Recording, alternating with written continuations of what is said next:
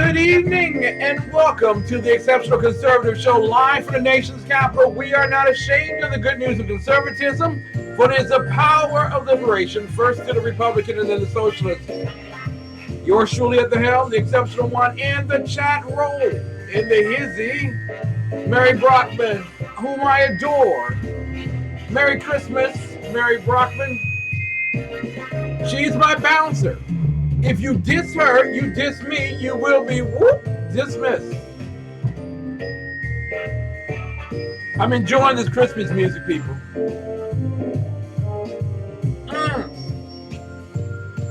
Yeah. Kick it.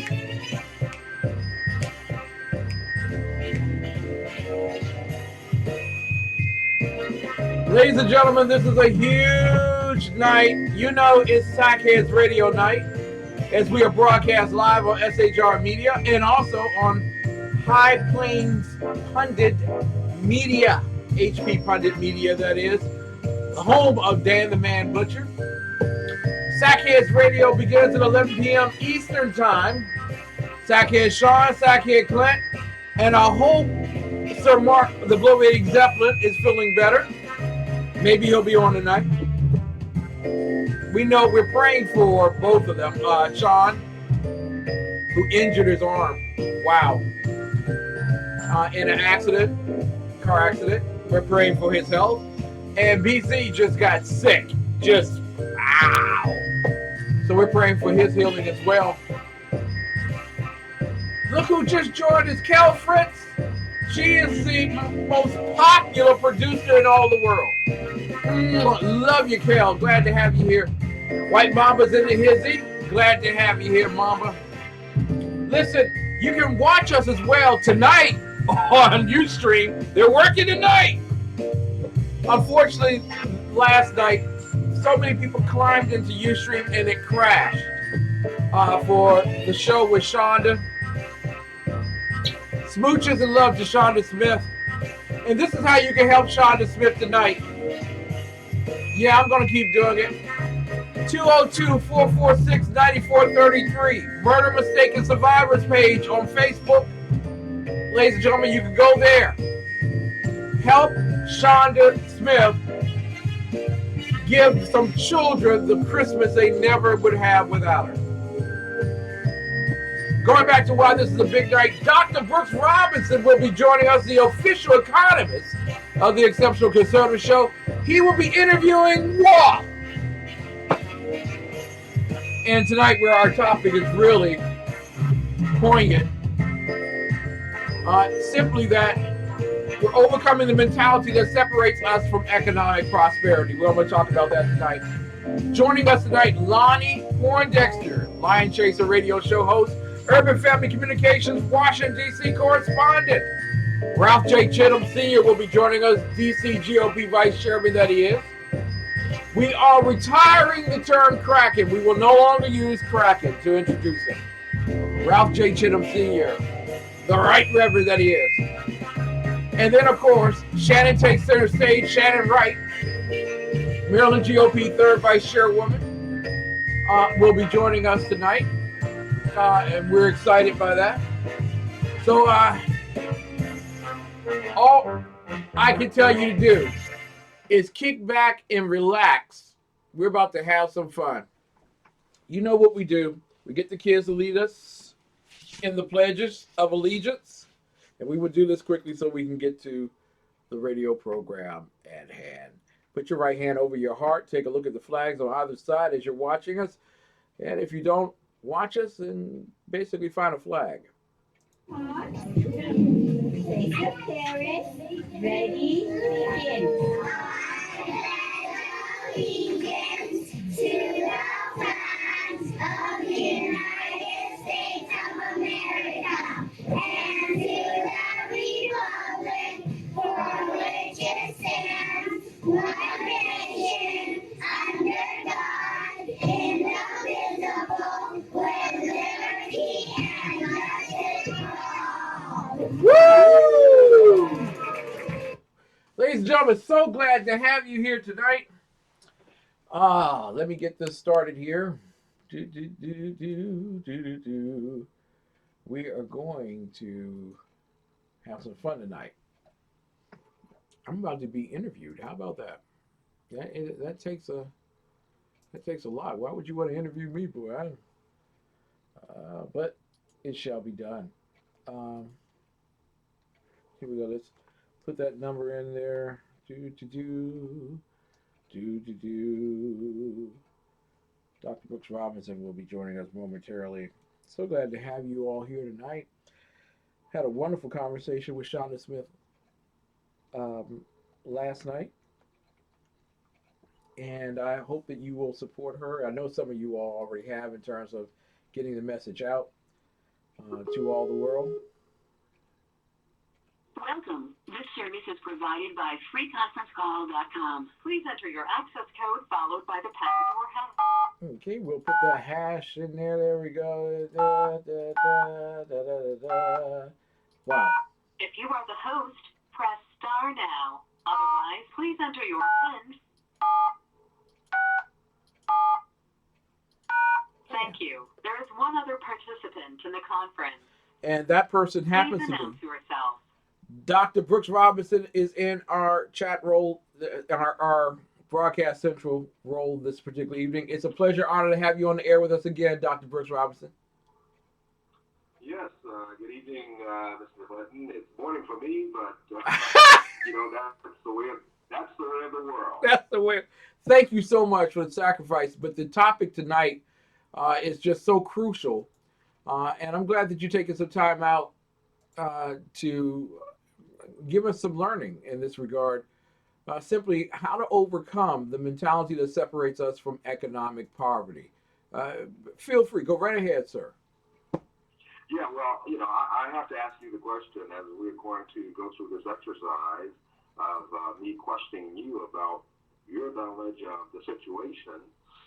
You have to ask the question, number one, whether people understand that there's a problem.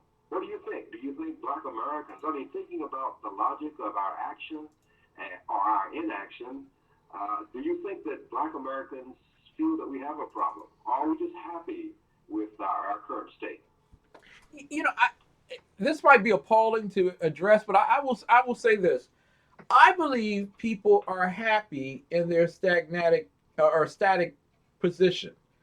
As long as they don't have the requirement, they don't have the responsibility, and as long as they don't have the responsibility, they don't have the worry. So I think a lot of people are very happy being, in a state where other people are taking care of them. Yeah. I sent you some information related to this. Mm-hmm. And do you have that information available? Yes. Yeah. So, for example, what is the relationship between Black households and white households as far as the top 60% are concerned? The top 60% of Black households, where do they stand relative to white American households in the United States? Well, they have incomes that are over 90% of the income of median white households. The top 60% of Black American households. So when you have that situation, maybe Black Americans feel that everything is copacetic, as we used to say. That we are rising in terms of income, and so that 60% can get a car loan, can get a mortgage loan, can send their kids to college, even though they may have to borrow heavily to do so. So maybe they feel okay. Yeah, see, that's what I'm thinking. It doesn't. If I can get my car loan for the most expensive car on the lot, I'm doing good. Yeah, and what's really sad when I think about that is that car loan doesn't belong to those people who live in that community. They don't own any part of that, but they're able to go in and get a car. So I guess people are happy. What about on the wealth side? Where do Black Americans stand on the wealth front relative to white households? And when we say white households, we use that as the kind of standard. I mean, Asians are in many cases better off. Hispanics maybe a little better off than African Americans, but we use white American households as a standard. And so where do we stand, Black Americans, at least that top 60%? Where do we stand relative to white households on the wealth front? Well, white households have at least 12 times more wealth than Black households. That's just it's just that way. Uh, Yeah, that's on an overall basis. But do we have some data on the top 60%? Where do they stand relative to white households? okay, well, that's a very good question. Well, the answer is that white households, relative to the average white household, relative to the top 60% of Black households, has wealth of about 3 times that of Black American households. The 60%, the top 60%. Ah, okay. So the top 60% of Black households have 1/3 of the wealth of the average white household. Okay? Mm-hmm. That's the top 60% relative to the total for white households. But as you said, a more devastating number is that 12 times number, where overall Black Americans have wealth that is less than 1/8 of that of the white household. Wow. And that's devastating. So if you have no wealth, Mr. McClenton, if you have no wealth, even though you have a job, and even though you have that mortgage and you have that car loan, as Black Americans, if something happens, what do you rely on? You have no wealth. Oh my God! You're relying on your family. You're relying on friends. You're relying on the good faith of the government. If you have no wealth to depend on. Yeah, it's a sad situation. Wow. It's a sad situation. So we talked about the top 60% of Black Americans. They have income. They have income that is about 90% of the average household income of white. They have about 1/3 of the amount of wealth. Black households overall have 12 times less wealth than the white household. And so there's no real safety net for us as far as crisis situations. But what about the 40%? What about the 40% of Black households? What do you think their feelings are? Are they happy? Should they be happy with the situation in the United States of America? That's the question. Now, if I'm part of that 40%, nah. I shouldn't be happy at all. But I'm quite certain they probably are happy. I mean, there's no loss. There's no risk. They're being taken care of, right? Yeah. And guess what? Even if they're in poverty, and the statistics say that 25% of Black Americans live below the poverty line, but even if you are in poverty in the United States of America, your poverty, it could be heaven for people who reside outside the United States of America, say in places like Asia, the 4 countries of Asia, or the 4 countries of Africa, or the 4 countries of Central and South America. So, you're right. Maybe they watch television and they see the poverty, the dire poverty of some of these other people around the world, and they say, I got air conditioning. Yeah. I got a flat screen TV. Yeah, exactly. I got an Obama phone. It didn't cost me nothing. I'm cool. and you. So, the big issue is this mentality. The big issue is, where do you start from? And the answer is that a lot of the Black Americans probably feel that, in the grand scheme of things, life is going on quite well. Well, aren't we equally educated though? I mean, we got just as many degrees as white people, right? And that should mean that we have as much money. Same degree, you know what I'm saying? Am I right? Well, the answer to that question is, first of all, yes, it is true that Black Americans are getting educated, relatively speaking and proportionally speaking, at as fast, almost at a faster rate than whites.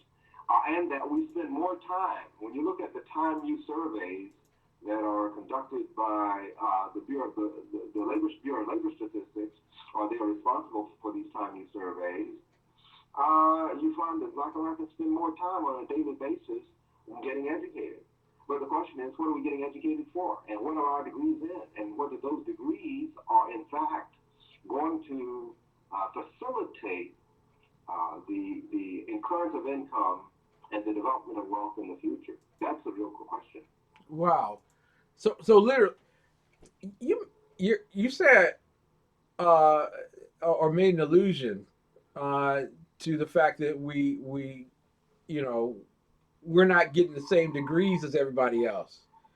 Uh, but we've been told it don't matter as long as you have a degree, you're gonna make money, right? No. Yeah. Well, you might make money, working as a security guard. Oh my God. That may be possible. You might be able to get a job. You might be able to get a job, but in terms of your ability to produce income at a level that gets you into that top 60% Black Americans, you got to have education in the right fields. And if you want to think about the future, if you're a young person and you're thinking about the future, the next 40 years, if you're in your 20s and you're going to work for the next 40 years or longer, then it behooves you to think about getting degrees in the right fields, technology fields, science, medicine, health, architectural and engineering degrees, artificial intelligence. Those fields that are the fields of tomorrow, that's where the money is going to be. Banking, finance, artificial intelligence and the use and being used in all of those fields. That's where the money is going to be. Now, so getting a degree in education or in art or in basket weaving is not going to help you out. I love his professorial stances here. Dr. Brooks Robinson is with us tonight. He is the official economist of the Exceptional Conservative Show. And he's interviewing me tonight, and I'm learning a whole lot from him regarding the fact that we do have a mentality that says it's okay not to make it. And we have to find out how to overcome that mentality in order to make it in our society.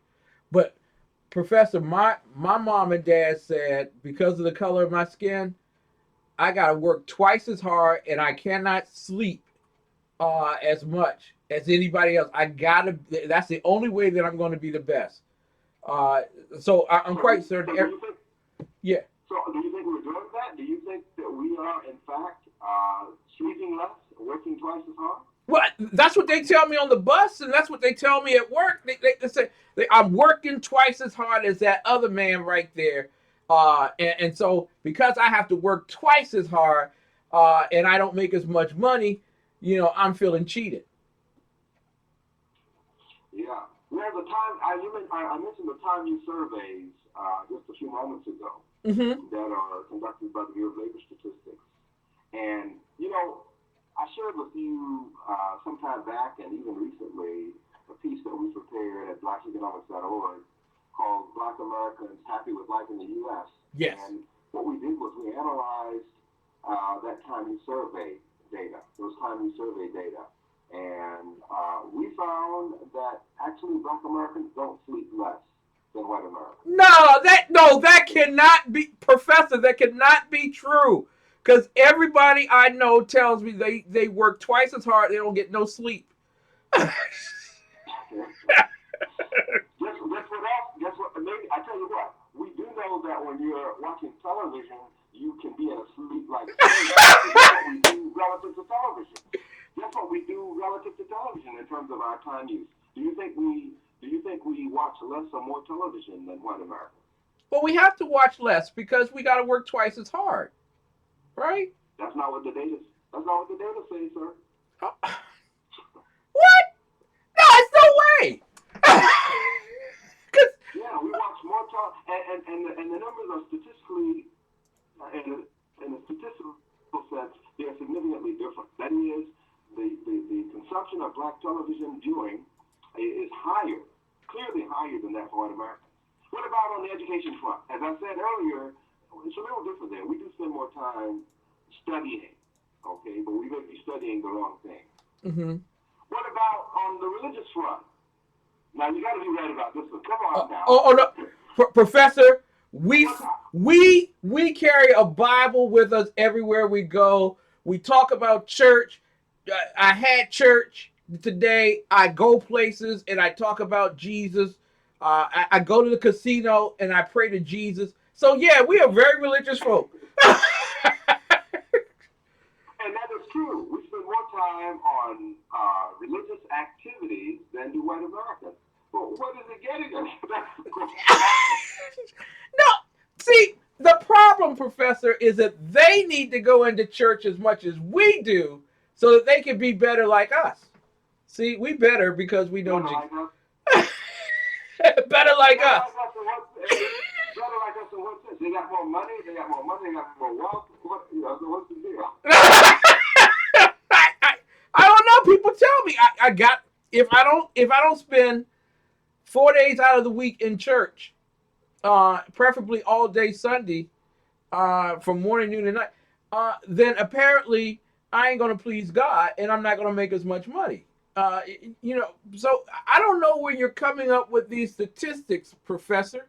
How can you say that because I spend time in church, I'm not going to make as much money? Well, look at the reality. Look at the reality. I mean, there's nothing wrong with praising God. If a person wants to praise God, that's perfectly acceptable. Exactly. But it is also important to put forth the effort. And here's the major point that we need to get clear.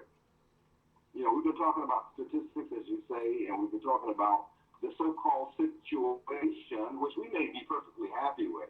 But in case we are not happy with the situation, in case we are really not happy with the situation, what is the logical thing to do?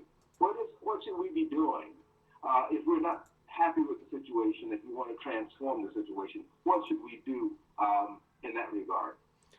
Well, if it's true that I work less, that I sleep more, that I'm undereducated or miseducated, if I spend more time sitting in front of the TV set and watching movies, and I go to church praying that my behavior is going to be rewarded by God, I think I need introspection there. I think I need to change the way I'm thinking, my behavior. Am I close? Yes. I think you're right on there. And Mm-hmm. once you come to once you get convicted, if you want to talk about the Christian process, the first thing a person must, if you're going to change your ways, the first thing you must be is convicted. Right? Yes. You must be convicted that things need to change. And once you get convicted, then you need to begin the process. And to develop the process, what do you need to do? You need to think. Yeah. What else do you need to do? You need to plan and then do. You need to plan and then do. Okay? Mm-hmm. Black Americans need to plan, and we need a systematic plan. Mm-hmm. Okay? Now, there is an issue here. Yeah. There is an issue here.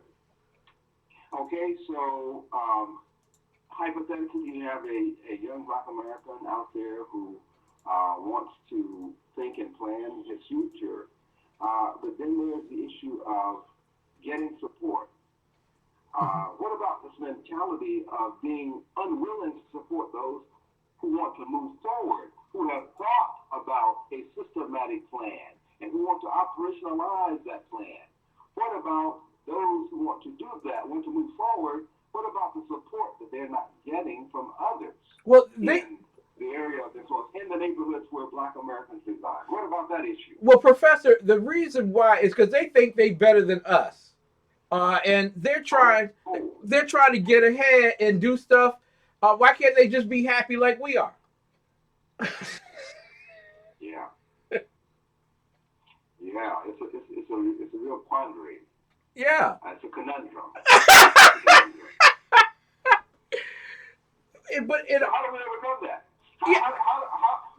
So are you saying that not only must I plan, not only must I strategize about how to move forward, but I must also be concerned about those in my surroundings who want to pull me back down into the barrel? Wow.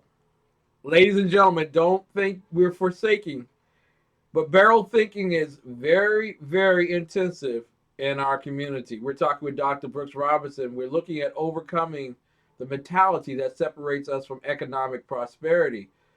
And barrel thinking, pulling people down because we're not where they are. That jealousy, that greed, that envy, that hatred uh, keeps us impoverished. Am I right on that, Professor? Yes. And so, if you want to talk about trying to transform that, if you want to talk about trying to transform that, you get back to a positive aspect of the Jesus teachings, okay? Yes. Because really, Jesus taught one important thing. What did Jesus teach? What was his most powerful message? What was his most powerful message, Professor? His most powerful message was love. Wow. And if you talk about love, well, there's love in that respect. What is love? Love is that we support one another, and that we encourage one another, and that we invest in one another, right?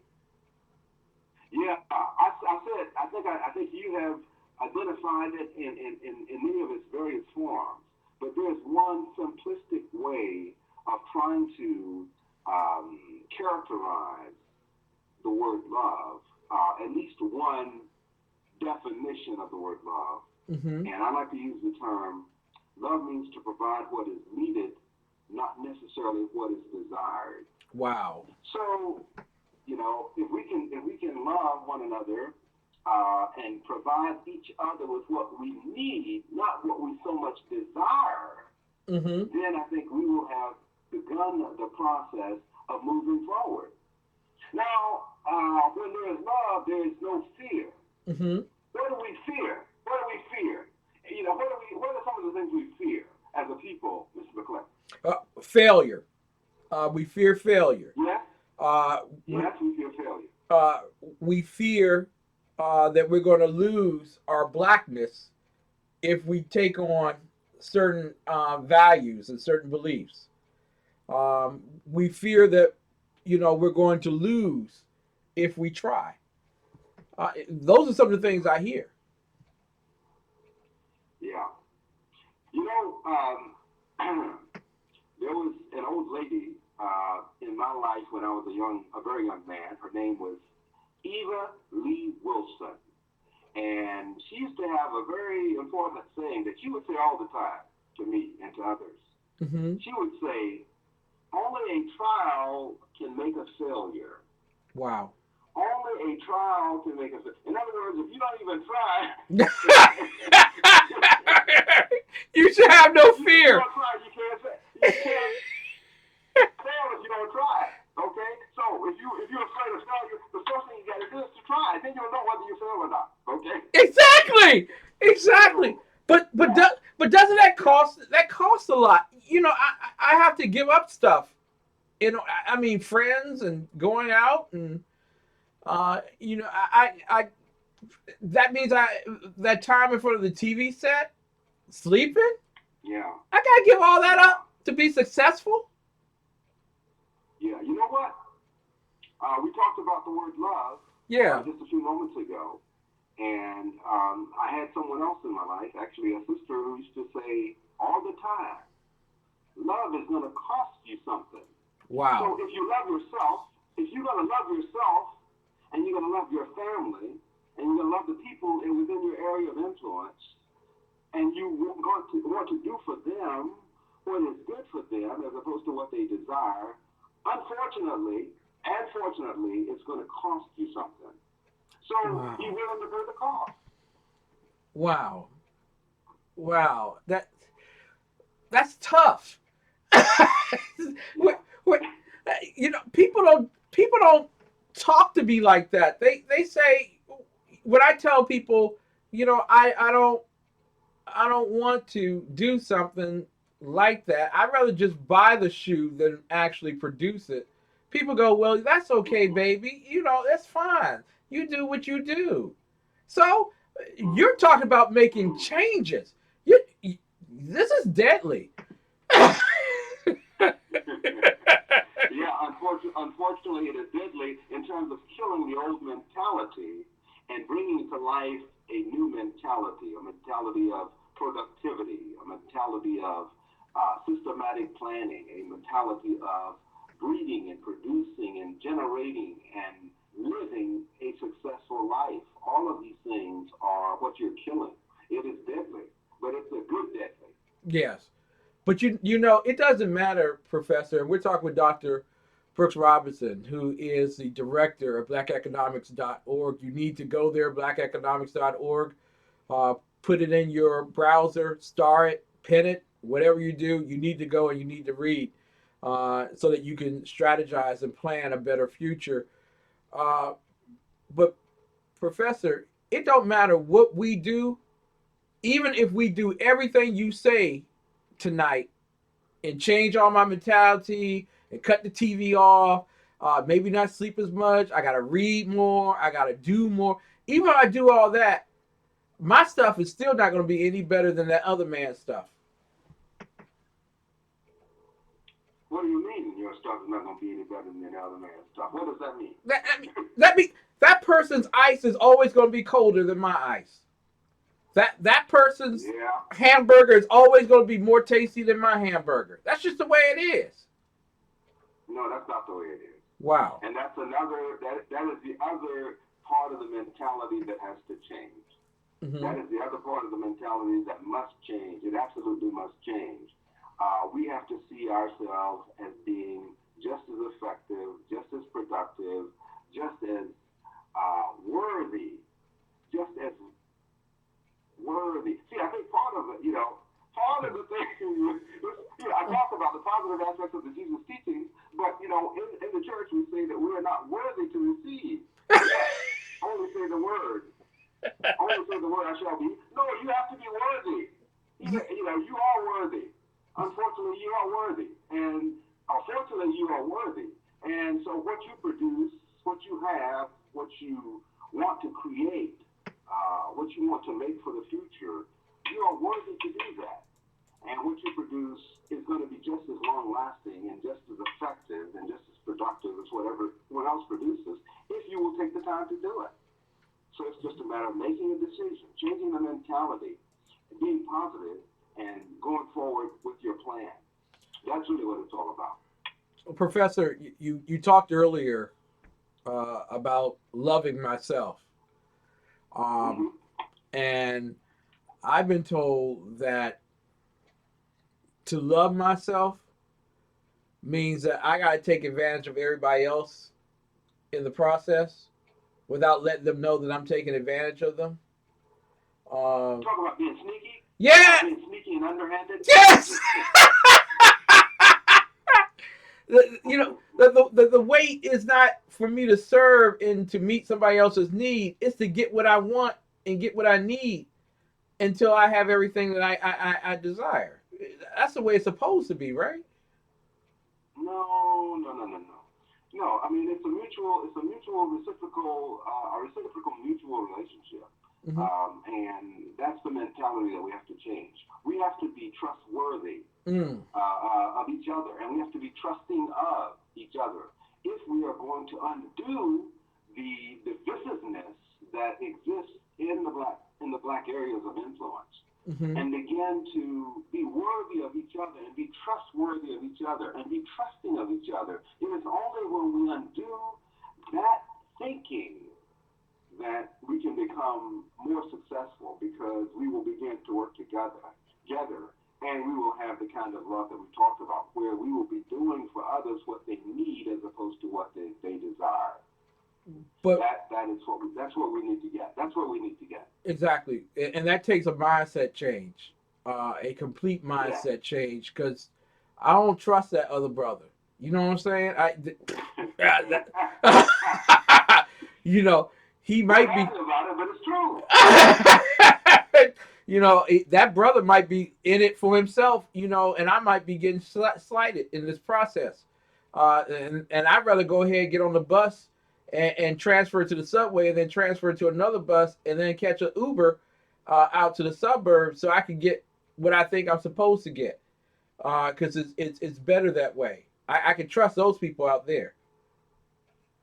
Oh my goodness. Oh my goodness. If we could only hear, if the Black Americans could only hear this conversation, I hope they're hearing. I hope they're listening. But that's the mentality that is existing, that permeates Black America today. I think it's changing somewhat. But it's not changing fast enough. Yes. And that's why it's so important that this program be made available to those who are willing to listen and to begin to think about what you're saying and then be willing to change. Exactly. Professor, I thank you for taking time out to interview me and making me worthy of the questions. Thank you for asking important questions too. Contributing so vigorously to the discussion. Because I think you have captured in your analysis and in your workings and in your dealings with people much of what is going on out there. Wow, Professor, there's one thing I do want to ask you here. You talk about love, and I know that we're going over just a little bit. I do apologize, but this is the Christmas season, Professor, and we say that we love each other, but if we truly loved each other, Professor, what would we see at the end of 2017 in the Black community? Well, we'd see, first of all, a change in mindset about Christmas itself, and understanding the reasons for the season, as they used to say when I was growing up, understanding the true reason for the season. So there would be a change in mentality about that, so that Black Americans would not go out and load themselves up with credit and loans just to buy some stuff that is not very useful in the long run. Mm-hmm. We would see a change in mentality of Black Americans thinking about each other more respectfully and more trustfully, more trusting. Yes. And being more worthy themselves because of their own behavior, and being more trustful of other Black Americans because of what they see in other Black Americans. Mm-hmm. And we would see more unification in the Black areas of influence. More businesses growing up. Yes. More people engaged in trying to improve the quality of the areas where Black Americans live. Let me say this. Mm-hmm. I was reading today, if we have a moment. Yes, sir. Reading today a piece on the BBC, and it was talking about Masonic lodges. And they were talking about the Scottish, who are supposedly some of the first people to establish Masonic lodges in the world back in the 16th century. Mm-hmm. And in that article was a simple statement. It said the Scottish, whenever they went anywhere in the world, they did 4 things. And I'll tell you one of them that was very important. The first thing they did was build a church. Mm-hmm. We do a lot of that, right? Yeah, we do. So we're in line with the Scottish in that regard. The second thing they built was a bank. Wow. No, we don't build banks. Why not? The Scottish, whenever they went in the world, the second thing they did, after they built the church, they built a bank. The third thing they built was a pub. Well, we don't need pubs. The fourth thing they built was a Masonic lodge. The one thing that I want you to take away from that is the second thing that they built. We need to build more financial institutions within our areas of influence, because that's how we're going to learn to keep the money in our areas of influence, so that money gets recycled over and over again in our areas of influence, and that's what's going to help our areas of influence grow. That's what's going to help them grow. Wow. We need to have financial institutions. So that's another starting point that we have to take up. So those are some of the things that I would like to see as we move forward at the end of 2017. More trustworthiness, more trusting relationships, mm-hmm. A new thought about what the holidays mean, and of course, more business in our areas of influence. Exactly. Professor, we thank you so much for getting our people prepared for the right mindset to take into 2017, not built on the color of one's skin, but built on the color of their character. And quite frankly, uh, if we don't see number 2 done in 2017, you cannot blame Donald Trump for your outcome. You need to start building the financial institutions that are going to replicate the wealth in your community, keep it there so that you grow stronger. Professor, we wish you the merriest of Christmases, and we look forward to you coming back in early January as we make analysis of the budget year to come. Happy holidays, Mr. McClenton, and some of that money in your pocket. Yeah, yes, I will. I'm going to be Scrooge this year, thank you.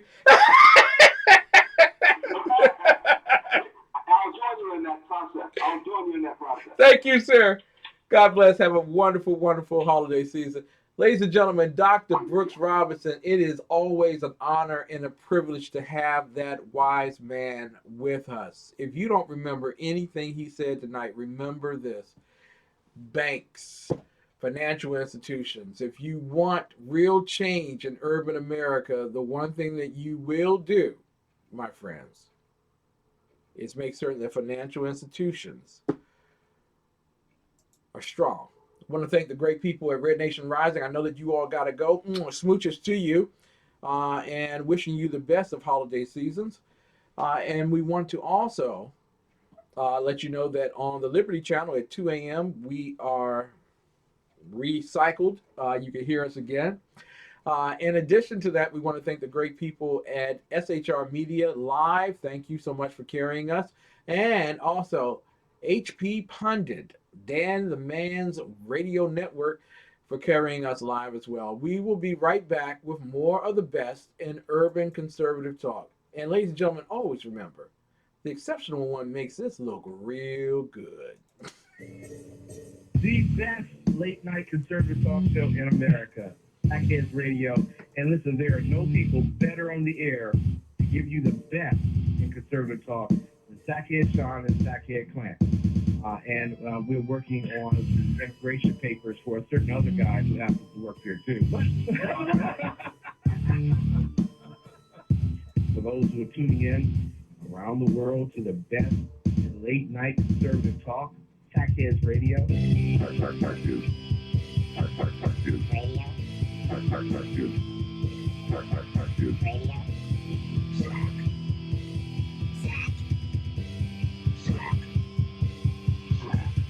The best late night conservative talk show in America. In America.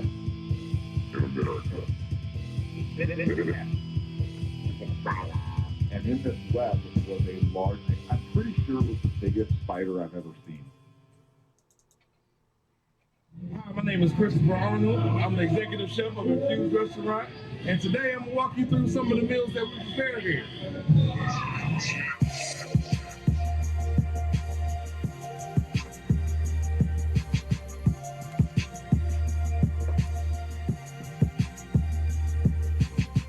We're making a pizza. We use fresh Italian sausage that we cook here and slice it up. Our pizza dough is in-house made. Our pizza sauce is in-house made. So everything is fresh ingredients.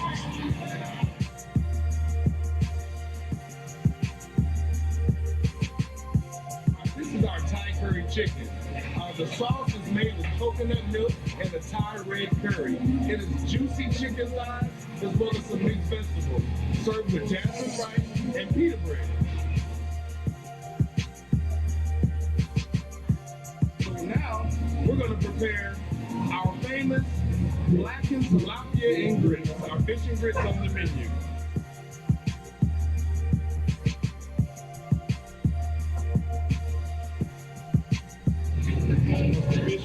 And our meal will be complete.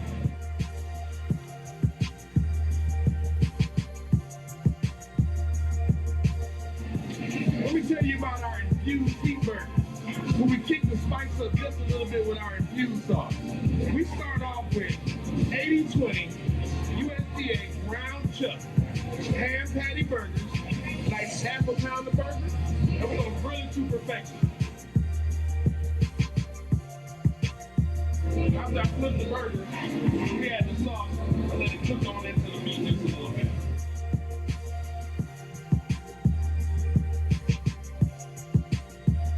We're gonna add a little bit of pepper jack cheese to this burger, spice it up a bit.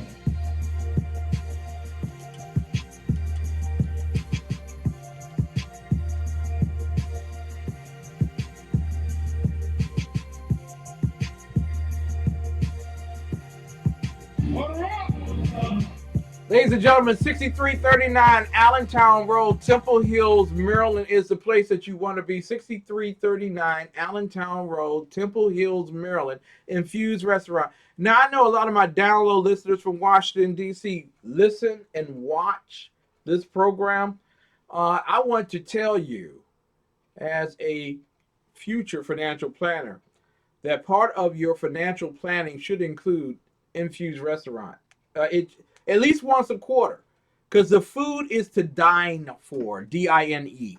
It is absolutely, and tomorrow night, I'm going to call Derek Williams, who is the owner of Infused Restaurant, tonight, and I'm going to tell him to have the exceptional one prepared for my pickup tomorrow evening. And I'm going to eat that burger while I'm on New Day Black and Red with the professor, who is jealous because Melanie is in there, and she's also a professor. No, in our chat room. But nevertheless, I want to eat that right in front of you.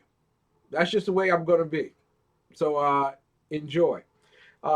Ladies and gentlemen, we have a lot to do this particular evening. Got 3 great guests coming up in the next hour of our program. At 10:05, we will be talking with none other than Lonnie Poindexter, and I do apologize to each of them. I really do.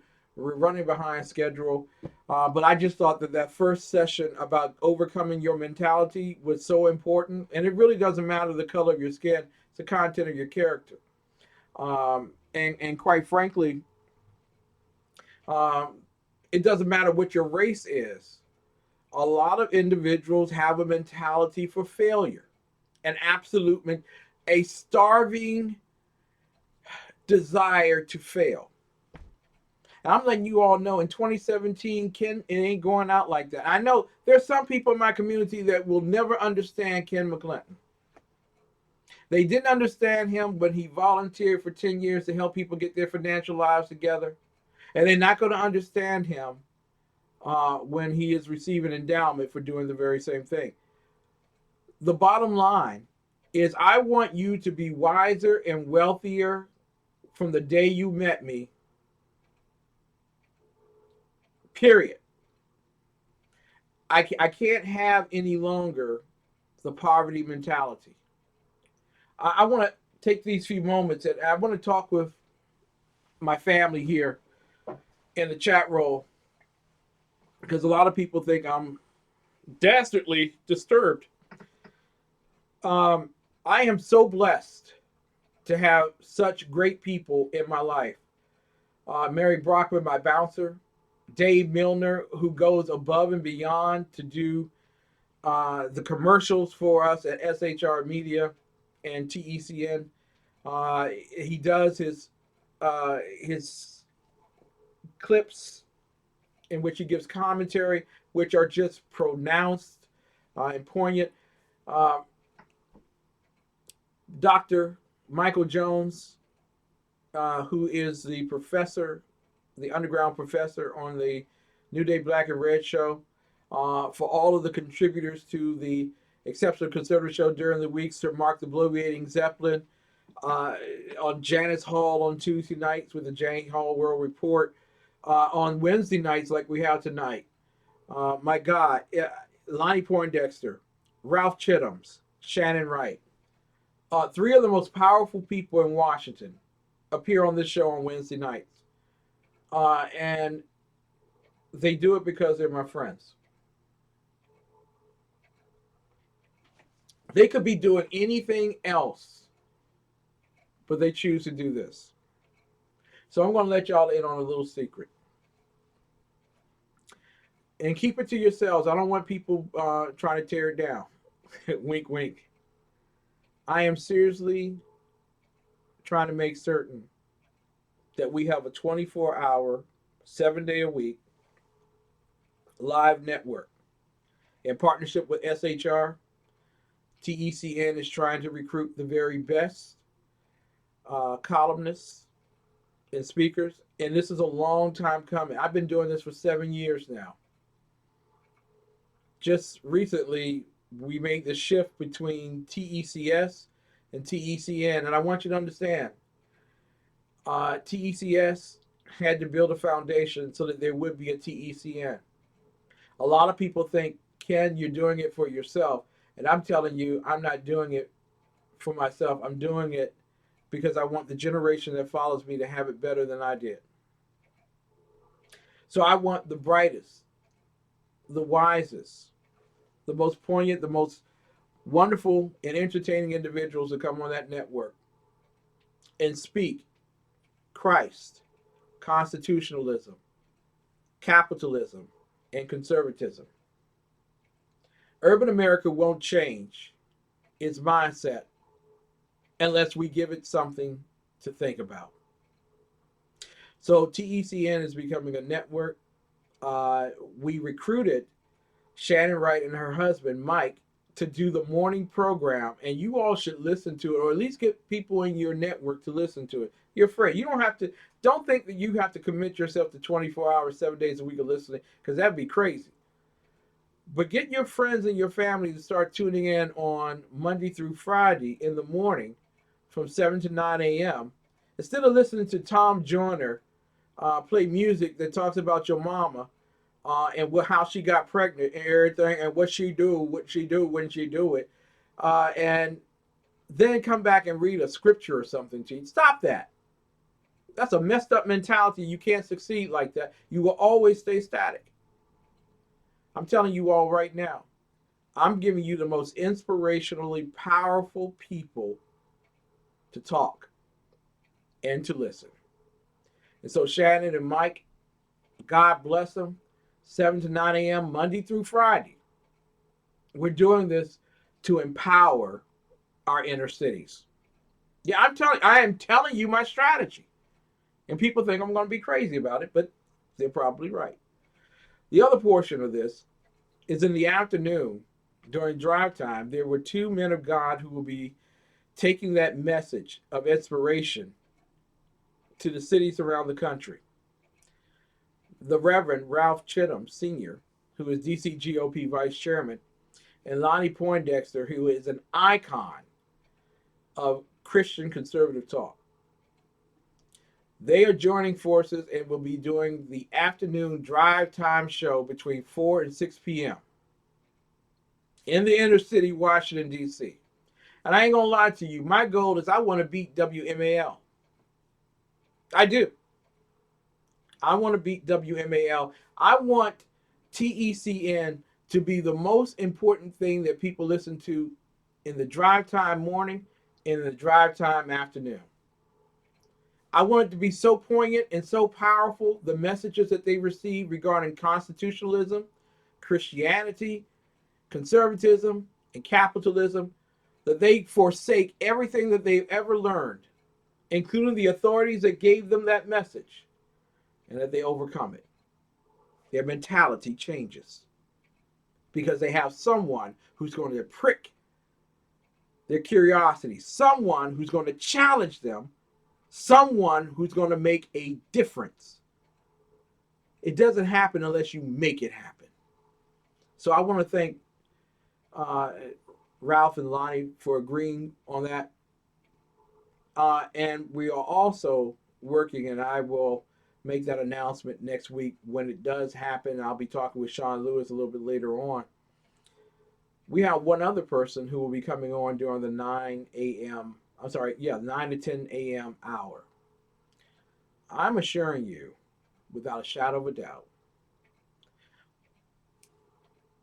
I got a phone call earlier this evening before I came on the air from Connecticut, where a professor is just angry because she has written or had written a piece of legislation that could protect our children.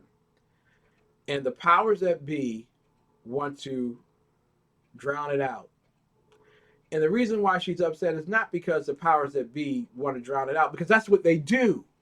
They don't really want to help you. They just want to appease you. They don't want to change anything. They want things to stay static, but make them believe that we're changing stuff. They want to keep it static. And so, ladies and gentlemen, she called me and she said, I don't know what we're going to do, but we got to do something. That message right there is everything.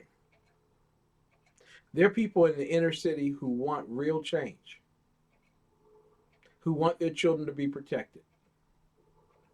And it doesn't happen because there are those who are languishing in that field of misery and poverty and hatred.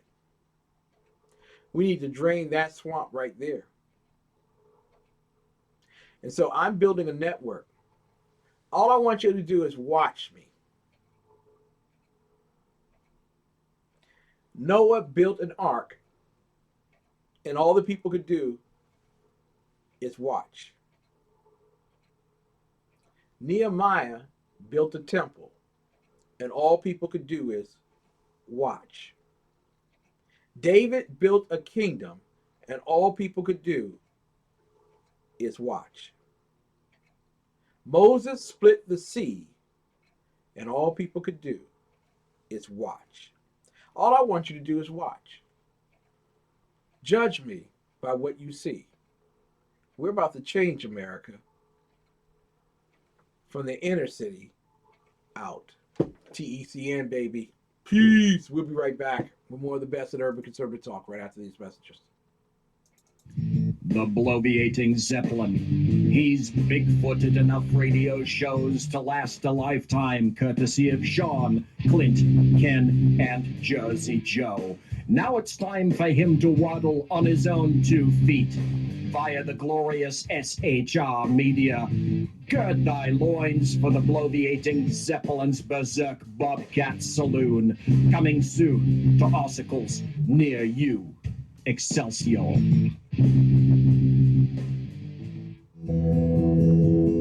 It's a love story like no other. From God's heart to yours. And for 30 years, it's been at the heart of every book, Bible, CD, gift, and resource from ChristianBook.com. Over 500,000 products, always at the very best value. ChristianBook.com. Everything Christian. Because it's our story, too. Good morning. I'm Michael Wright. And I'm Shannon Wright. Okay, folks, that's not how it goes. I think I'm Shannon, and I think you're so. Michael. Yeah. Okay. We are The Right Way with Shannon and Mike. Join us from 7 to 9 a.m. Eastern Time. Live on SHR Media. And on TECN. Where we'll be talking about all kinds of things. From sports and politics. To food and entertainment. To money. Family. And anything else in between. Community, holidays, all kinds of things. It'll be great. Join us from 7 to 9 a.m. Eastern Time.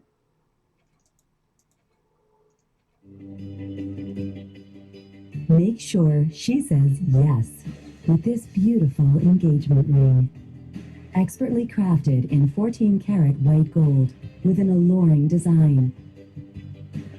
Featuring breathtaking diamonds.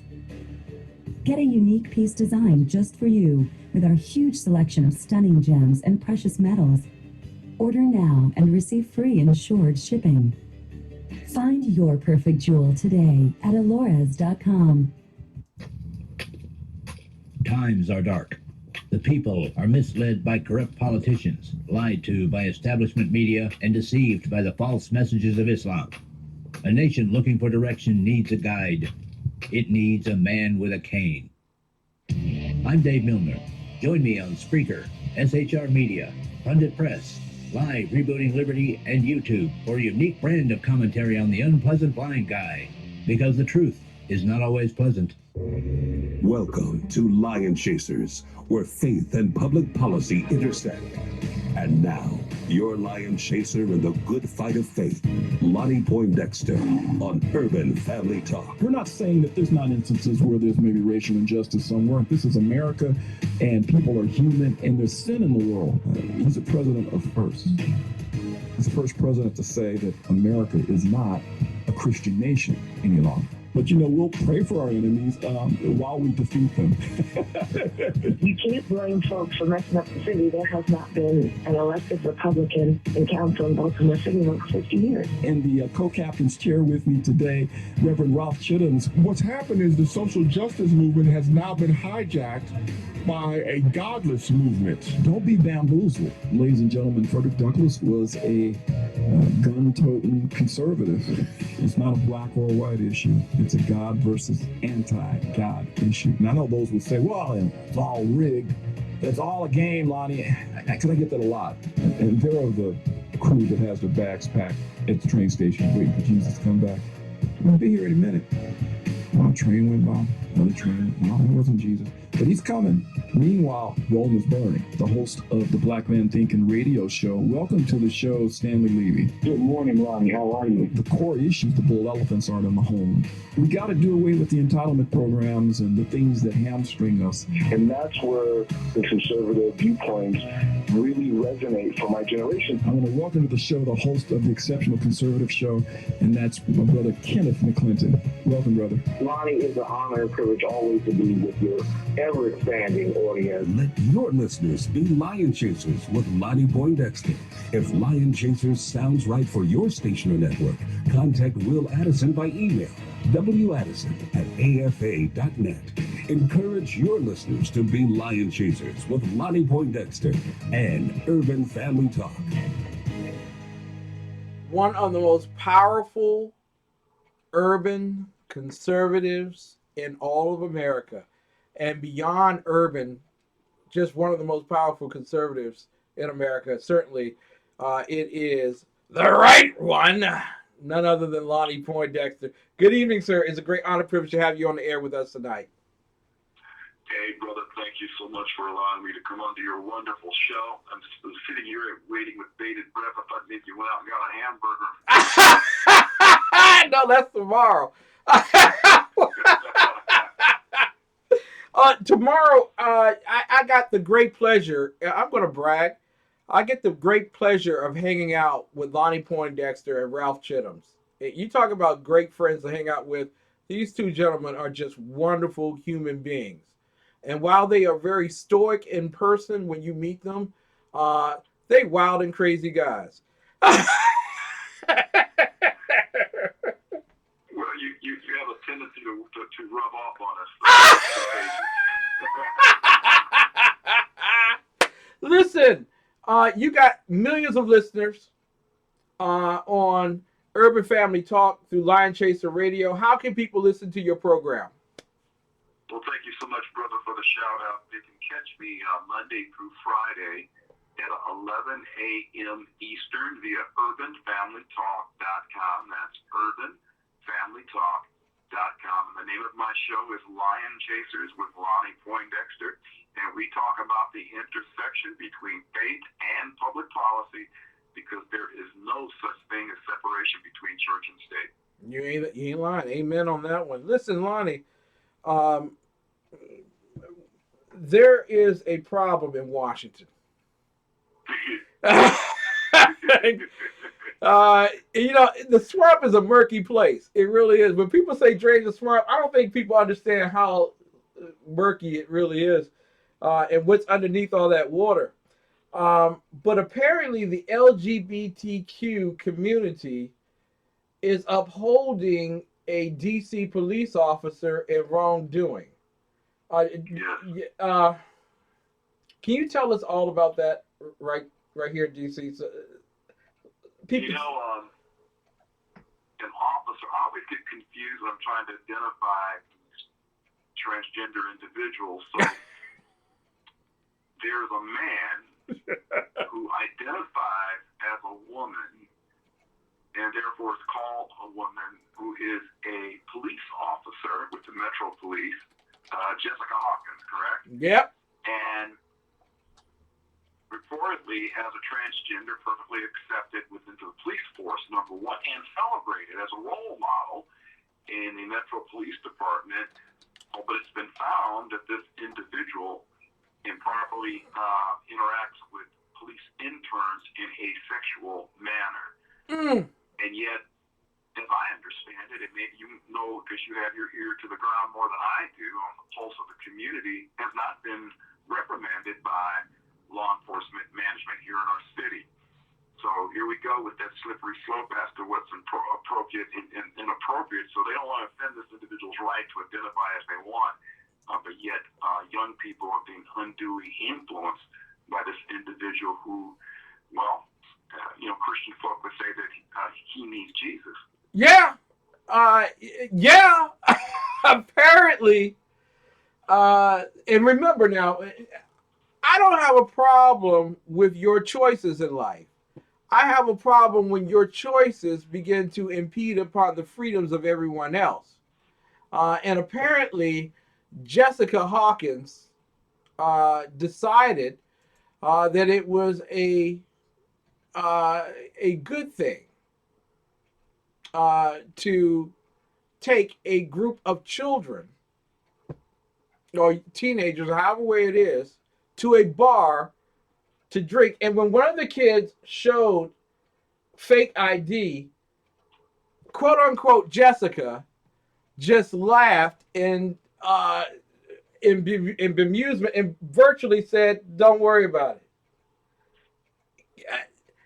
Later on, this same person actually, well, let's just say that this was a recruitment strategy on Jessica's part to the LGBTQ-isms of the world. Jessica Hawkins, forgive me. And quite frankly, the people who got hurt are the children, but the city wants to cover it up and let it go.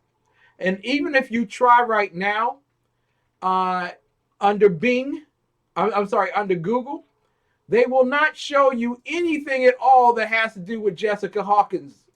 There is a move on the left to cover up the sexual assault of children by the LGBTQ community, or at least one of its transgendered, because it doesn't sound right. It doesn't fit the progressive narrative per se.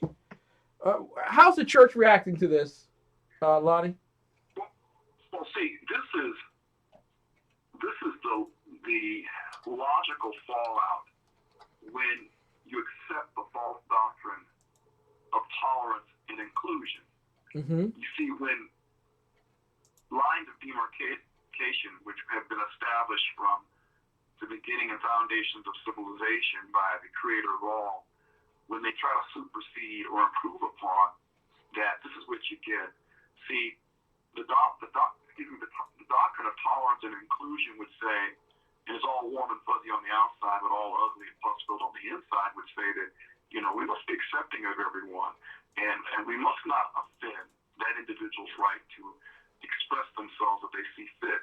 Well, when you allow that to take place, then that line is going to get pushed further and further out till you end up with what we have here. So they don't want to. Let me give you an example, and I'll just tell a quick story. You know me, I like telling stories. In Berkeley, California, headquarters of all things crazy, and it's been like that since the 60s, UC Berkeley back in the early 80s had a student. I don't even remember the student's name, but we nicknamed him Naked Boy, because Naked Boy decided one day that he thought clothing was a nuisance. He was perfectly within his right to attend college and go to school butt naked. And so you can do this in California most of the year, because of the weather. He attended classes with nothing more than a backpack, a pair of sandals, and nothing else. That young man attended that college. They did They did not expel him from college. They didn't reprimand him because they didn't want to destroy his individuality and his ability to see himself as he saw fit. So he went to school for the better part of a year as Naked Boy. He was all on the news and everything. Well, let me sum up. The only thing that they can come up with to get him to stop attending class butt naked was to say that he was violating a health code because, quite frankly, no other student wanted to sit in the chair that he just got up from for obvious reasons. So you would think that Naked Boy would start wearing clothes because it was a health code violation. But what they ended up doing, or what he ended up doing, is he just started wearing a loincloth that had like a towel hanging across his backside, but his front was still completely exposed. So he would lay the towel down and sit on the towel while he was in class. That boy did that for almost 2 years. Yeah. See, that's ridiculous. That it makes no kind. It does not take into account the other students, the faculty, or anybody else. Nobody wants to see his private parts every day. Nobody. See, and this was in the 80s, so you take that and extrapolate it to what we have today. You know, this value proposition around, we must respect someone's individual right. But when they go up against the tenets of the faith and what God established, you end up with the foolishness you have at the police department. I want to go over this because a lot of people are listening to us around the world, and we're talking with Lonnie Poindexter, who is a correspondent for Urban Family Talk and host of the Lion Chaser radio show. And a lot of people say, well, there you go, those conservatives, one more time, they really just hate the LGBTQs. They really just hate them. I want to read to you what has been accused of this person, male, female, however way, whatever the surgery limitations are, and apparently maybe the DC government may have had some contribution towards transgendered sex change operation. But we'll find that out.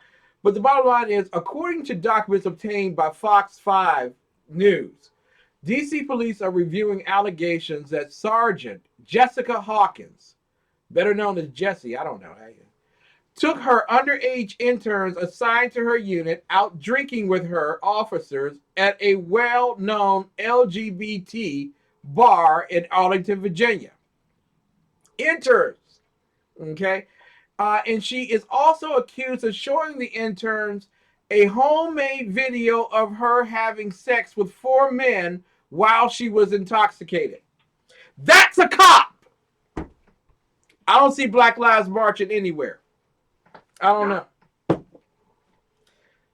Lonnie, have we just reached the very nth of what depravity is, or is there more coming? It's just the very edge and further of ridiculousness is what it is. And this kind of stuff's only going to get worse. So you are a man posing as a woman, taking underage interns into a gay bar, showing underage interns of you having sex with multiple men while you're intoxicated. And you're supposed to be a shining example in law enforcement. As I'm looking at the quotes here from what I'm reading, because you have to go to other sources to find this information, an upholding citizen and commended by the police department as them accommodating those folks who see themselves differently. I really believe that because there's such immorality from the very head of the government, the very base of it has no respect or virtue at this point. Lonnie, how can people listen to your program? And thank you so much for coming on with us tonight.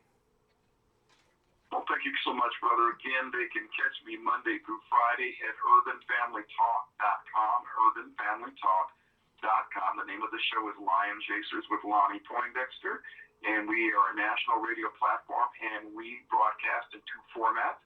You can catch us on, I believe we're on between 8 and 10 radio towers across the country. You can find out those locales for your radio dial on our website. You can click on the About page. You can also listen to us via the internet. We are IP enabled, and you can download an app to your smartphone where you can listen to the radio show via your smartphone, and we have an extensive archive where we podcast all the previously broadcasted radio shows. I'm excited to mention that the exceptional one and will be on the show tomorrow, as well as Pastor Ralph Chittams at 11 o'clock a.m. Eastern Time Zone. And we're going to have a great time. You guys will be in studio, and I'm excited to have you here. As long as you got root beer, I'll be there. Thank you, sir. Thank you, sir. Lonnie Poindexter, everybody. We'll be right back with more of the best in urban conservative talk with Ralph Chittams right after this. The best late night conservative talk show in America, Blackheads Radio. And listen, there are no people better on the air to give you the best in conservative talk than Sackhead Sean and Sackhead Clint. And we're working on immigration papers for a certain other guy who happens to work here too. For those who are tuning in around the world to the best late night conservative talk, Sackheads Radio.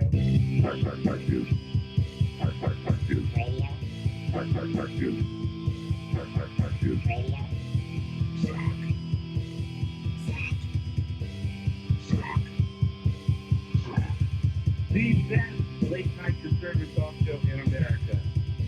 In America. In America.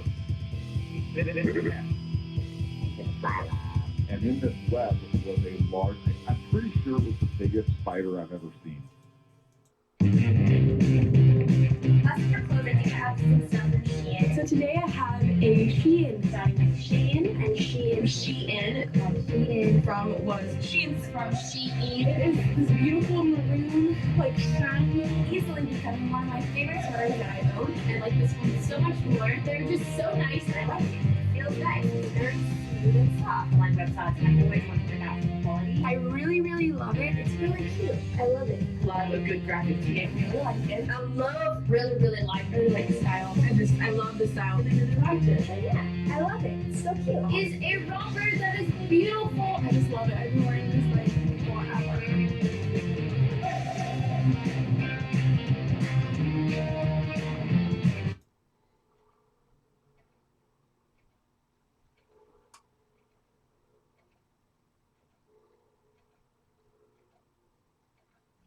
Hundreds of thousands of children are molested each year. Child molesters prey on unsuspecting families. Parents, you are your child's #1 defense against child molesters. Prevention is better. There is an urgent need to guard our children from sexual abuse. Please help us to protect children who cannot protect themselves. This is a great opportunity to literally save lives. That opportunity is joining us in raising $10,000 for Shekinah Ranch in Ohio, a place where children who are sexually manipulated and abused go to receive their healing on a 150-acre ranch that has aquaculture, agriculture, hunting, and outdoor life. A chance for individuals who have been hurt to find a place of healing. Won't you join us? Won't you help us? If a child can't trust a cop, whom can they trust? Please donate. Go to the front of the page of the Exceptional Conservative Show, the front page, and scroll down and click on donate. And there, give your very best offering. There's a child waiting for you. Ladies and gentlemen, I want to welcome you back to the Exceptional Conservative Show live from the nation's capital. Coming up, Ralph Chittams Sr. Your call has been forwarded to an automatic voice message system. All right, and that's not it. Ralph Chittams, and we're going to try that one more time because I know that he's expecting this. All right, here we go. One more time. Ralph J. Chittams Sr., DC GOP Vice Chairman. Good evening, Mr. Chittams. It's a great honor and privilege to have you on the Exceptional Conservative Show live from the nation's capital. Good evening. How are you, Mr. Exceptional? Just fine. Listen, I wanted to get your quick points regarding Jessica Hawkins. And are you going to bash the LGBTQ community? Are you one of those bashers, sir? No, but I believe in equal equal treatment under the law. Yeah. And if this has been a heterosexual man who had taken underage female interns into a bar with a fake ID and showed them homemade pornographic films of him having sex with 4 women, I can guarantee you he would have lost his job. Yep. So, if the LGBTQP community wants equality, then let's have community, and this officer needs to be terminated. Well, there you go. But unfortunately, this is not a city like other cities. This is the land of Planned Parenthood and LGBTQ. Am I right? Oh, of course. Mm-hmm. You know, there are very few jurisdictions in this country as liberal as Washington, D.C. Wow. You know, I honestly, I think D.C. beats San Francisco. Yeah, I would agree with you. I would agree with you wholeheartedly.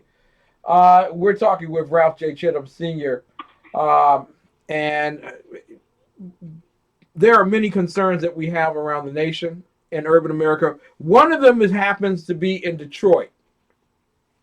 And Ralph, could you just speak up just a little bit more? I greatly would appreciate it. But not a problem. I can handle that. There you go. Hopefully that works. All right. But Ralph, there was supposed to be a recount in Michigan, right? And there was. And there was. And when they started recounting, all of a sudden we found out that in Detroit, more people voted than there were people. Tell us exactly what's going on with all this recount stuff, sir. Well, of course, this recount stuff is Jill Stein being a shill for Hillary Clinton, requesting a recount in only 3 states, Wisconsin, Michigan, and Pennsylvania. The idea was that if they could force a recount in those 3 states, run the table in those 3 states, they would then be able to reduce Donald Trump's electoral college numbers to below 270, which would make him not have enough electors to be elected. Mm-hmm. Now, the funny part about it was, the strategy was to prevent the states from certifying their election results by the 13th of December, which is the date all ballots have to be certified in order for electors to vote when the Electoral College meets on the 19th. So what they were hoping for was when the Electoral College met on the 19th, Donald Trump wouldn't have enough Electoral College votes to be elected president, and then the election would then be moved into the United States Congress, the House, and the Senate. And then Hillary Clinton would be able to say, not only did Donald Trump not get the popular vote in the country, he didn't even get the required number of electoral college votes when the electoral college voted, and therefore he is an illegitimate president of the United States. All this is about is a ploy to delegitimize the election of Donald J. Trump as the 45th president of the United States. Now, as we've been watching the Democrats, and it's like watching the Smothers Brothers in action. It's just been a comedy of actions. They sued to do the count, and then they ran back earlier this week and demanded from the judge that they stop doing the count. One of the reasons was in Detroit, over 50% of the votes were negated because they did not meet the standard of law. There were more votes than voters. Isn't this a problem in the inner city? Well, no, it's not a problem in the inner city. This is a problem for the American electoral system across the board. Now, I just want to give you one example for what happened in Detroit. There was one precinct where they delivered the sealed ballot box to the recount office. The box, the paper on the box said there were 306 ballots in the box. Yeah. paper that was signed off by the poll workers said there were 306 ballots in the box. A separate piece of paper that was transmitted with the box said there were 306 ballots in the box. When they opened the box, there were 50 ballots in it. Common Core math. This is from a heavily Democrat precinct. So you know, out of those 306 fraudulent ballots, 300 of them probably were for Hillary Clinton. What Jill Stein effectively has done with her challenge is proven what everyone has suspected for years, that the Democrats know how to cheat and they do it systematically. Wow. Are we looking at the very end of the Democrat Party? Because I believe Keith Ellison is now in charge of the Democrat National Committee. Or have they had the vote even? I don't think the vote has been taken yet, but I hope they do it. Me too. Genius. Are we? I'm telling all my conservative friends, shut up. Let them do it. Stop complaining. Let them do it. Are we watching the implosion of the Democrat Party, literally? It's all going to depend on whether or not the Democrats can really convince people to adhere to identity politics going forward. And they're really doubling down. That Reverend Barber out of North Carolina with he's coming up with this concept now called fusion politics, which is bringing together all of these different factions under this banner of social justice. If they are able to pull this off, honestly, it would be our fault as conservatives because we just didn't stand up and say, you know what, this is crazy. Yeah, absolutely. We're talking with Ralph J. Chittams, Sr., who is DC GOP Vice Chairman. So glad to have him in the hizzy tonight. Wanted to ask you about the recent pick of Rex Tillerson, the ExxonMobil CEO, by Donald Trump for Secretary of State. Apparently, Rudy Giuliani wasn't man enough. What's his name? Who lost? Romney wasn't man enough. But Rex Tillerson is man enough, former Boy Scout Eagle Scout, and now CEO of the most powerful company in the world. Now he's going to be Secretary of State. Do you have any problems at all with Rex Tillerson? He would not have been my first choice for Secretary of State, but clearly this is the gentleman that President-elect Trump wants. This is a gentleman that was recommended to Trump by a Democrat.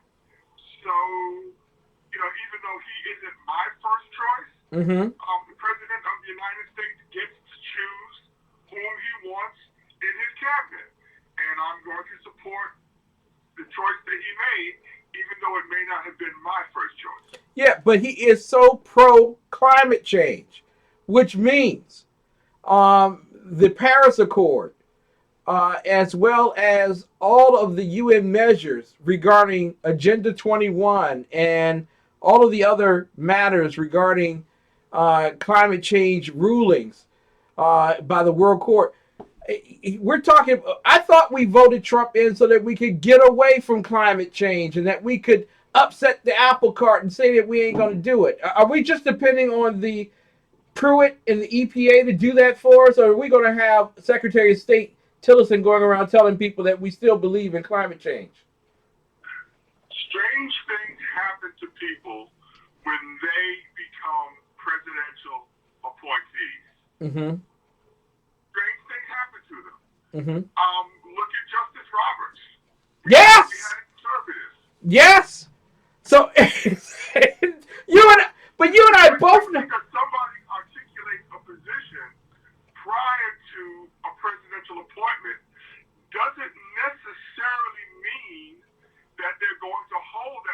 administration after the appointment, because now they have to answer to the President of the United States. But where does the President of the United States side when it comes to global warming? He had his recent meeting with Al Gore, former Vice President, who is Mr. Climate Change America or World now. Ivanka Trump has had meetings with individuals from the environmental climate change rabbit groups. Are they pro climate change? And if so, what's the difference between him and Obama? Well, remember, Trump did ask the Department of Energy for the names of everyone who had worked on the climate change issue under the Obama administration, and the Department of Energy has refused to turn over those names because they fear Donald Trump is going to fire them all. And he did choose today Rick Perry, former governor of Texas, to head up the energy department. So are we looking for Donald Trump to say, I believe in conservation, and I want to eradicate climate change rabid radicals from any part of the administration? Or is he going to say, you know what, there's some truth to man-made global warming, and I want to just kind of figure it out as we go along? Here is the basic problem with Donald Trump. Mm-hmm. Nobody knows what the hell he is.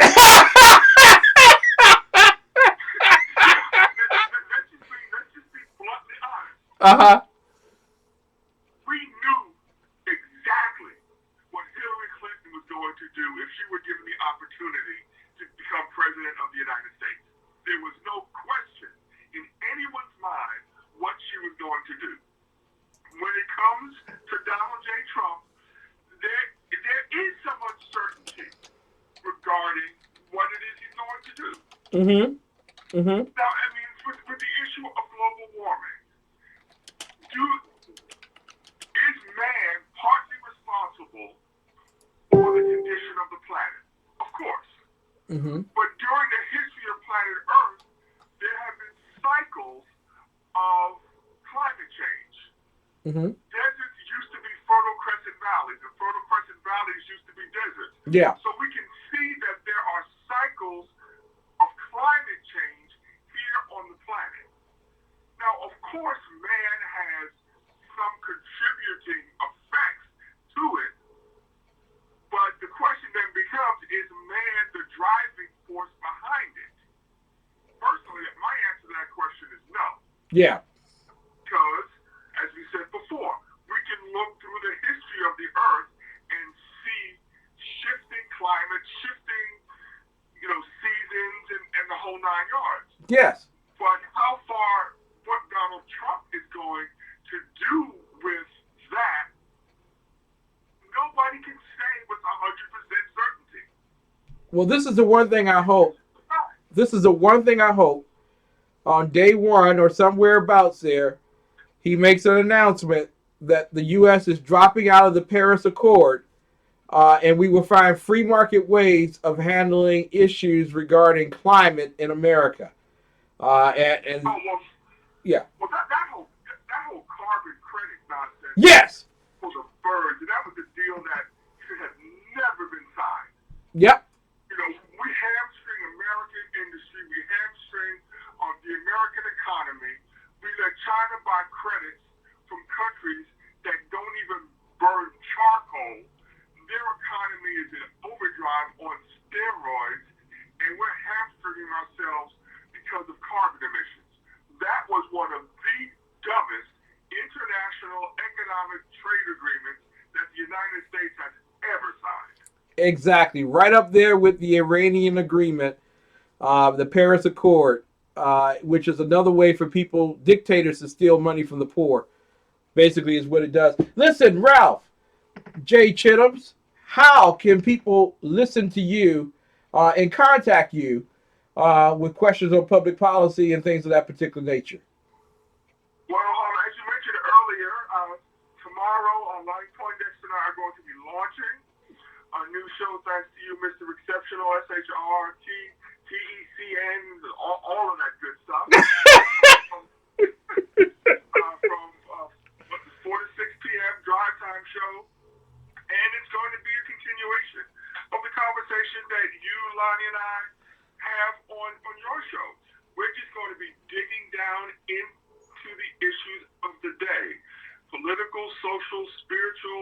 comic, and we're just going to speak truth. Yeah. We're going to, because it's starting tomorrow, tune in at 4 o'clock. We're going to get it kicked off. We're going to see what happens. We're going to have some fun.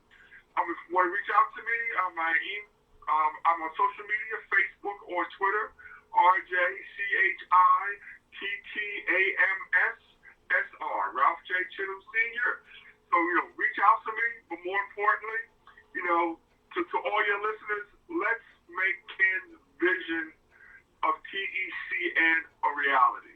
Oh, wow. Start off the day with Shannon and Mike.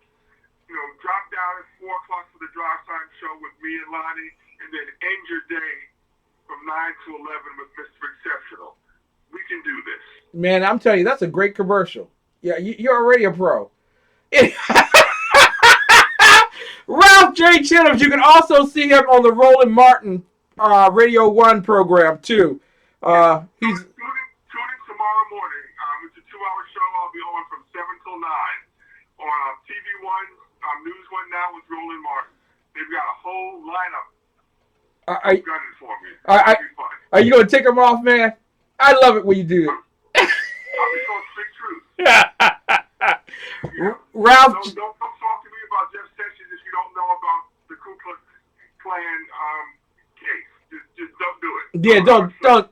Silly stuff. Silly. Ralph J. Chittams, thank you, man. We love you dearly. God bless you. God bless. All right, ladies and gentlemen, we will be right back after this with the non-commercial portion of our program. We will have none other than the beautiful and vivacious Morning Diva. She is certainly Shannon Wright, and she's going to take center stage right after these messages. Don't go anywhere. From the war front to the streets of our nation's capital, men of faith, Dr. Michael Jones, the underground professor, and Kenneth McClenton, the exceptional conservative, bring both constitutional gravitas and spiritual perspective on today's issues to the most influential Christian urban talk show, 9:05 p.m. Eastern, Thursdays. It's a new day on New Day, Black and Red.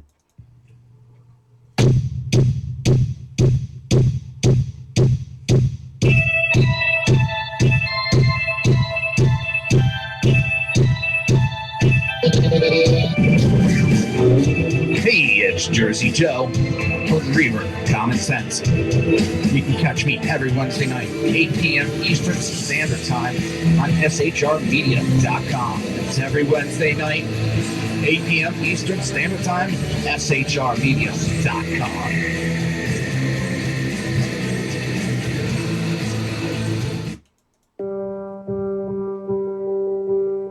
From day's first light till night's last glimmer, your satisfaction is our responsibility.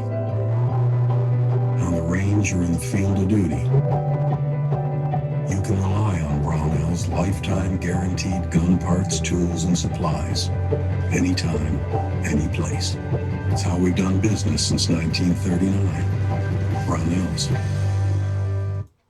Ladies and gentlemen, tomorrow morning at 7 a.m., Shirley Huzar from Washington Times Community and Willie Lawson from Fight Back Media will be joining. Yesterday, you went on the air. We're talking about your fake Pradas, sunglasses. Yes. Scary called me in a panic last night. I went on the air, and I called them fake. They're not fake. They're real. We're going to get sued. Really? They're real? Yeah, and he gave, what's the name of the company you ordered them from? I bought it from a company called EZ. That's the letter E, the letter Z, Contacts USA. So he goes on the air yesterday and says, EZ Contacts, they're a scam. Ignore them. No research, nothing. Yeah, I didn't look into. I'm like, you're being a little reckless. Yeah. Even though they, I don't know if those are real Prada glasses or not. But he went on the air and said that anyway. The opposite of 60 Minutes, Scary Jones. Yeah. We don't know. We didn't investigate. I'm sure they're a scam. Well, I got them for $150 lower than you could normally. But are they a scam? They're not. I looked into it. I researched it in full. I am holding legit, real Prada sunglasses. Wow. So Really? I'd like to issue an apology. I just want to say, Of course, we got a call from the company. From the owner, yeah. They had lost orders yesterday because of what Scary said. People, they should make you pay what they lost yesterday. How much was that total? Oh, I don't even know. but at the end of the day, it's like it's almost one of those too good to be true things. Yeah, it is true. So you did your research on this? I did my research. I did my homework. At the end of the day, Easy Contacts USA, they actually sell real, legitimate stuff. You have to At great prices. At great prices. Can you imagine last night, I'm getting ready to eat dinner, I get a phone call from Scary. He's like, hey, you called 2 minutes? Yeah, I got to say, I'm like, okay. Was it 2 minutes? 25 minutes later, I'm like, all right, Scary, that sounds great, man. Legit. Thank you. All right, I'll let you go. I'll talk to you tomorrow. It's unbelievable. Everything worked out. All right, thank you, Scary. So Scary... It could have been last season's. You know, sometimes they do that. Last absolutely. Whatever. Scary accused them of the company of being a fraud, and they're not. And that was very reckless of Scary. It really was. Yes, Froggy. Scary's going to turn this around at some point before it's over. He'll go, I was doing them a favor. See, at first I said it wasn't real. Now it is real. More people are going to buy from them. I did the homework, boss. They're real. At the end of the day, if you want to thank you, eyewear, here we go. Scary, if you give the name of the company one more time, I swear to God, you're fired. Are you going to kick me in the... I'm going to kick you in the balls. But, you know, I'm glad the owner did hear you. They do listen. Yeah. And I'm glad they heard you and they corrected you, because that's very reckless to go on there and say someone's a fraud. But I'm excited to find out that you can get really cheap sunglasses. Yeah, no, me too. Nice. What's that website again? I don't want you to kick me in the balls. Scary, one more time. It's the letter E. If you do it anymore, we're going to have to send them a bill. The letter E, the letter Z, contactsusa.com. Okay. Okay, thank you.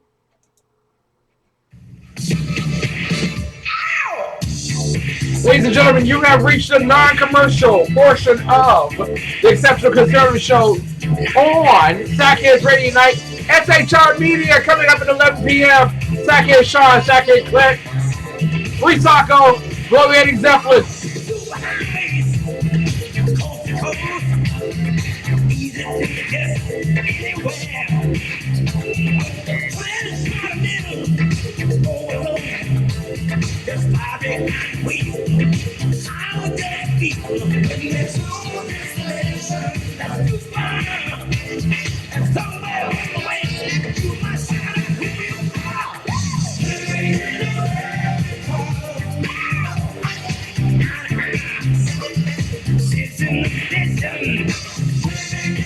Ladies and gentlemen, I want to introduce to some and present to others the woman who is holding it down at 7 a.m. The Grand Madam of early morning radio, none other than Shannon Wright. Good evening, young lady. It's an honor and privilege to have you on the air with us tonight.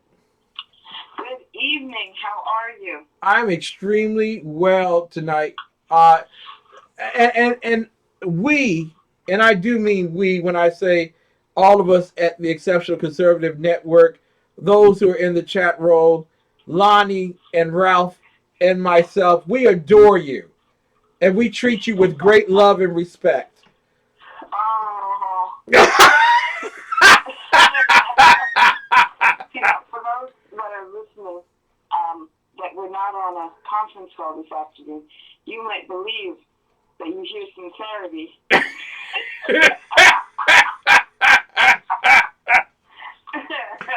Listen, these gentlemen. Oh, my. Shannon Wright is our official baby sister. She really is. We can do things to her and say things, but nobody else better say them, or else we'll come after you. That's the difference. That's the difference. Shannon, you had an awesome interview this morning, and regretfully, some may have woke up too late or didn't have their cup of coffee and didn't have y'all on. Who were you talking to this morning? We were talking to Charles Close, and he is, I'm not even sure where to start. It's taking too long to list all of the things that he is and was and does. But he is someone that worked for the Army engineers, and it was a meteorologist, and was advocating in the labs there, doing the atmospheric testing, and had some very definitive views on climate change and global warming and all those sorts of things. Yeah, I'm sorry. Go right ahead. No, I was just going to say it was a very interesting interview. And what made it so interesting for you? Well, he mixed science with the Bible, and I was interested in seeing how he was able to correlate the two. gave some interesting perspectives on alternative energy sources that I hadn't really given much thought to in the past. Mm-hmm. So, it just made it an interesting interview. Okay. Now, how does it feel working with your husband on the top morning show, I Believe in America? That's my opinion. I don't have numbers to back it up yet, but I believe you two are just awesome together. But how is it working with your husband? It's awesome. He's my best friend. Mm-hmm. So I like working with him. I know him well. He knows me well. When technical glitches come up, we just kind of can read each other's thoughts and finish our sentences, and we work it out. Yeah. Now, okay. There are two things that I wanted to try and get through really quickly. We've talked a lot this year about issues relating to Baltimore and other urban areas. Baltimore has now reached the other side of 300 homicides this year. Wow. So, conversation obviously needs to still be had, but it's time to move beyond conversation and really move to action. Because an anomaly is one thing, but a pattern is unacceptable. Wow. And this is absolutely unacceptable. Now, and it's not just Baltimore. So I wanted to bring that to people's attention. And I also wanted to bring something else to everyone's attention. When we talk about urban areas, we talk about Republicans, and we talk about conservatives and minorities, and how that's just a hard mix for anybody to win. There's a young lady in Baltimore that is really good with reading numbers and statistical data. And this past election cycle in Baltimore City, 3 people won precincts, multiple precincts in Baltimore City. And I was actually one of those 3. Our president-elect won 9 precincts in Baltimore City, which no one thought he would win 1. He won 9. I won 6 precincts in Baltimore City. And our candidate in the 1st district won 2 precincts in his district. And oddly enough, I won 4 precincts in his district, in the 1st district. Wow. So you must have received an awesome amount of support from people in the state, especially in Baltimore City and County, to actually have done that. Because I know that the person in the 1st received an abundant from the very top, from the governor's office all the way down, in terms of support to win those 2 precincts, right? It was equivalent, right? That's cute. No. The state did not at that time feel that Baltimore was winnable, that we could move the needle, or any of those other cute little phrases. So the resources were certainly not there at the levels that would have made a difference. But I think looking at these numbers, it shows that Baltimore is winnable. You have a presidential campaign that people just they wanted to see. They wanted new and different. So I understand that. In the 1st district, that's where all the resources went. So as much as I understand that being one of the areas that won any precincts, the fact that even with all the resources, still only 2, not so good. And the fact that I won 6 and 4 in the 1st district, it speaks volumes. It speaks volumes because I did not run my campaign in the textbook play style of Campaign 101. Mm-hmm. Campaign 101 does not work in urban areas. Yeah. Campaign 101 is not a boilerplate that you can just plop down in the middle of any race and think that that's the way to win it. So for any of you that are going to be running for office in 2017, 2018, 2019, or 2020, if you hear nothing else, take what people say to you, look at it, and then put it to the side. Campaign 101 does not work will not work and cannot work in urban America.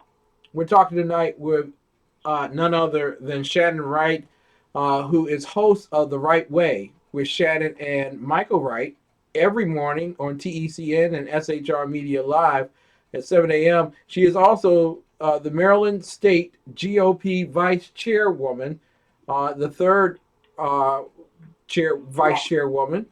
And that is an awesome amount of access, power, and influence that you have from someone from Baltimore City. How often does that happen?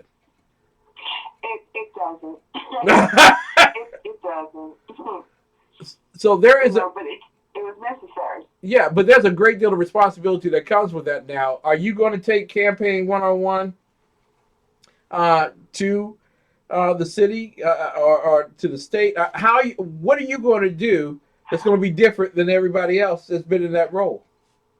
I'm going to encourage them to go online and buy my book, White Folks Guide to Understanding the Black Community, and get out the road. There you go. Now, tomorrow morning, you have Shirley Huzar on your program at 8:20, and Willie Lawson from Fight Back Media. Did you meet Shirley Huzar at the GOP convention? No, I did not. I understand that she was there, but we were not in the same places at the same time.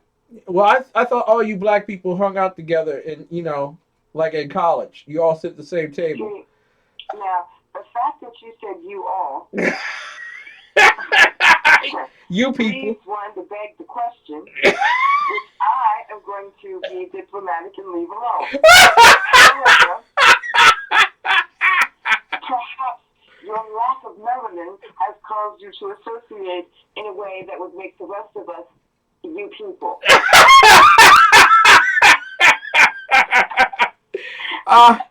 Red man. But we were not in the same place at the same time, so we did not get a chance to meet. Now, Shirley Huzar was the person who nominated from California Donald J. Trump, and she's been fighting in urban America the same way you are to open up the marketplace of ideas. Shannon, there are other women and other men out there around the country who want to have your kind of courage. How can they get in contact with you? You can find me on Facebook, Pastor Shannon Wright, or Shannon Wright for Baltimore. You can reach me, send me an email at the Right Way, TECN.biz email address. Or you can go to my website, rightformaryland.com, and send me a message there. I love you. You know that, right? Can I have my pen back? No. Shannon Wright. Oh, man. You got to love her. And ladies and gentlemen, if you don't remember anything else that we said tonight, I want you to remember this. God bless America. It is now time for America to bless God. Tomorrow morning at 7 a.m., you need to report back here at TECN page of the exceptionalconservativeshow.com so you can listen live to Mike and Shannon on The Right Way. And then come back at 4 o'clock.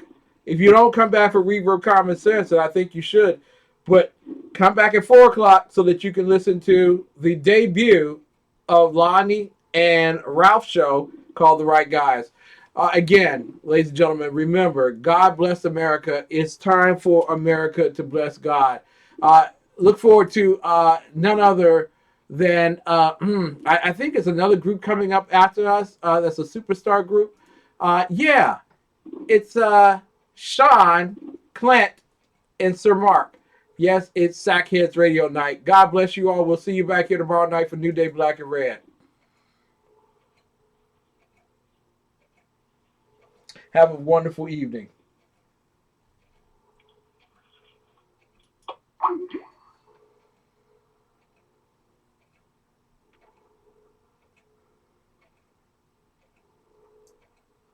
Happy Freedom Boy! Happy Freedom Boy! Happy Freedom Boy! Andre, without Heavy, there ain't no show. You can count money all day, pal, but it ain't gonna happen without Heavy D. Yo, he'll be here.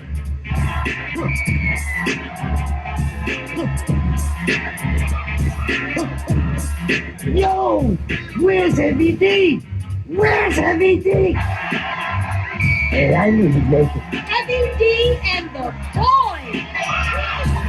Sitting in my room with my smoking jacket on. The fireplace is burning and the girlie is raw. Time to make my move, so gently I kiss her, kiss her in her ear, and tell her that I miss her. She might try to pop the boyfriend jump, but I don't really care because I know he's a punk. I'll stop him like a roach if he tries to approach. He can't get close 'cause I'm the one who broke the book of romance. So come on, take a chance. You don't need a long look. All you need is a